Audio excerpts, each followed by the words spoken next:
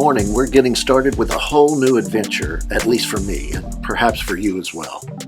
A Monday through Friday daily video blog. But a blog about what? Well, it's my desire to provide a daily opportunity to help you and me in our quest to release the living God into the rhythm of our personal life. To that end, we're titling this Everyday God. And it's my hope to provide some truth about God and Christianity in this short time together that will give you something to think about as you go through your day.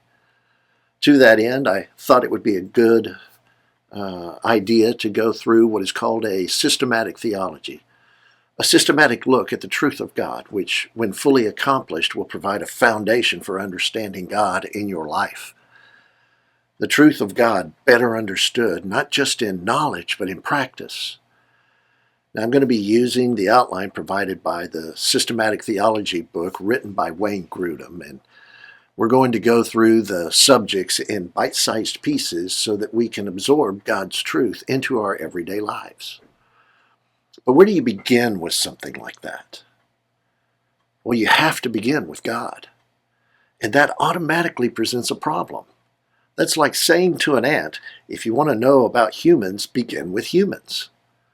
The ant isn't equipped in any way to understand humans. They aren't built for it. There's too much of a gap. There's no way that an ant could even begin to understand humanity. And that's the same problem we humans have when it comes to understanding God. In Isaiah 55, verse 8 and 9, God says just that. He says, "For my thoughts are not your thoughts, neither are your ways my ways, declares the Lord. As the heavens are higher than the earth, so are my ways higher than your ways, and my thoughts than your thoughts." We cannot know God from us to Him.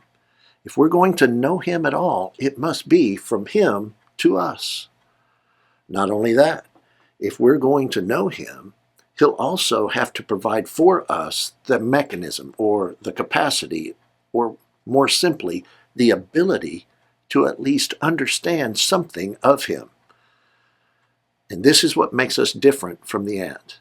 You see, even if we tried to communicate with the ant does not have the capacity to understand or learn about humans or God for that matter. Not in a personal sense. And why not?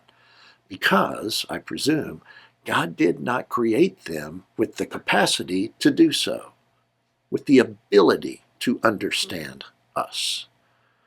However, and this is no small fact, God did create humans with the capacity and the ability to know something of Him. And when I say something, what I mean is that we don't have the capacity to know the fullness of God, but we can know Him. We can know things about Him, and we can know enough about Him to be saved and to be in a personal relationship with Him. I want you to consider this circle that I've drawn here with a dot in the middle. And here's what I mean by this circle. If this larger circle represents the fullness of who God is, the question is, how much of that is knowable by humans? And that's what the small dot in the middle represents.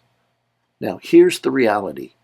We have no idea how big the dot in the middle is, and we have no idea how much of God can we know.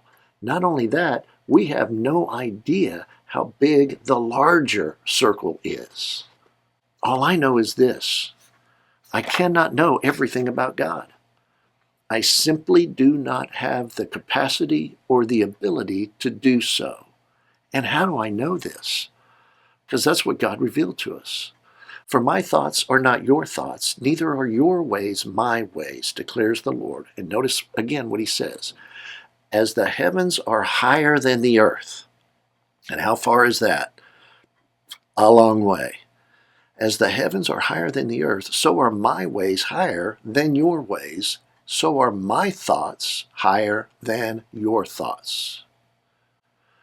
So today, as we begin this journey together, we do so with humility, knowing from the outset that we can know nothing of God unless he gives us the ability to do so. And what he has told us is that there is way more of him than we could possibly know, especially as humans. So today, as you go, consider the vastness of God. And at the same time, consider how small you and I are in his vastness.